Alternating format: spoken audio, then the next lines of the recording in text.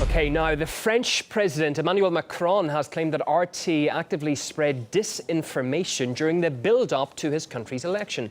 The comment was made during a joint press conference with his Russian counterpart, Vladimir Putin.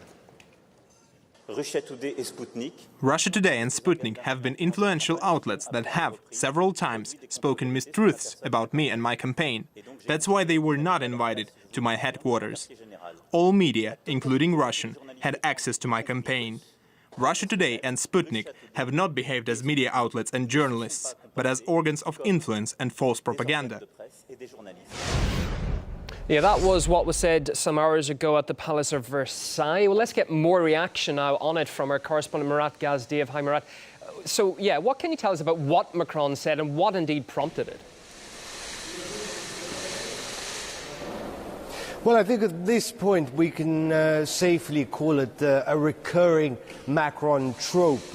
One of his themes, so to speak, perhaps, you know, the nervous or psychological tick. He keeps on saying it, that Russia Today and Sputnik spread fake news. You know, perhaps he believes that if he says it enough, it'll be true. Russia Today and Sputnik spread fake news.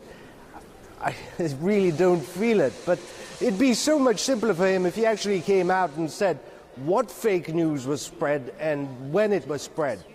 And he doesn't. He keeps on evading the question and evading the question, being vague about it. He just says that some fake news, obscure fake news, was spread and that RT and Sputnik did it. Our editor-in-chief came out with, you know, a recipe for what he is doing, repeating a claim that there's no backing for, and eventually hoping that it gets picked up on the wave of you know, Russian, anti-Russian sentiment. But Mr. Macron also claimed that his problem wasn't with all Russian journalists, it was just with RT and Sputnik.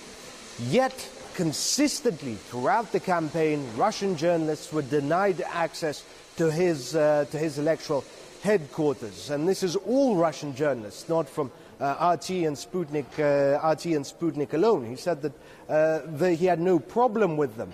Of course, we tried again and again to get in, and here's the result.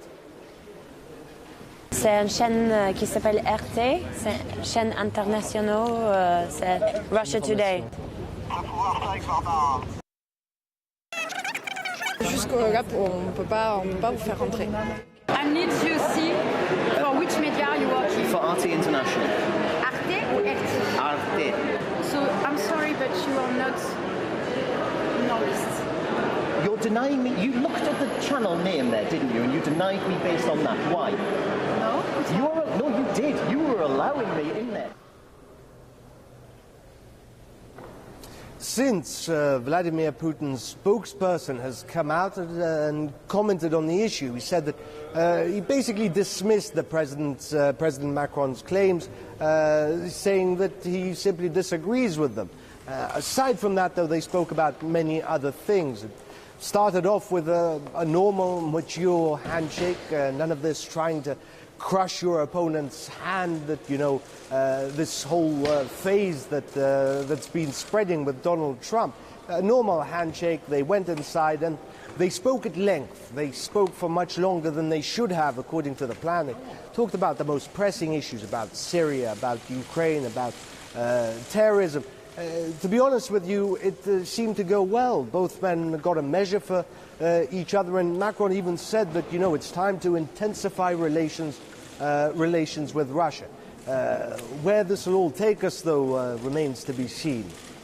On the inaugural Putin-Macron meeting, Murat Gazdeev from France, thank you.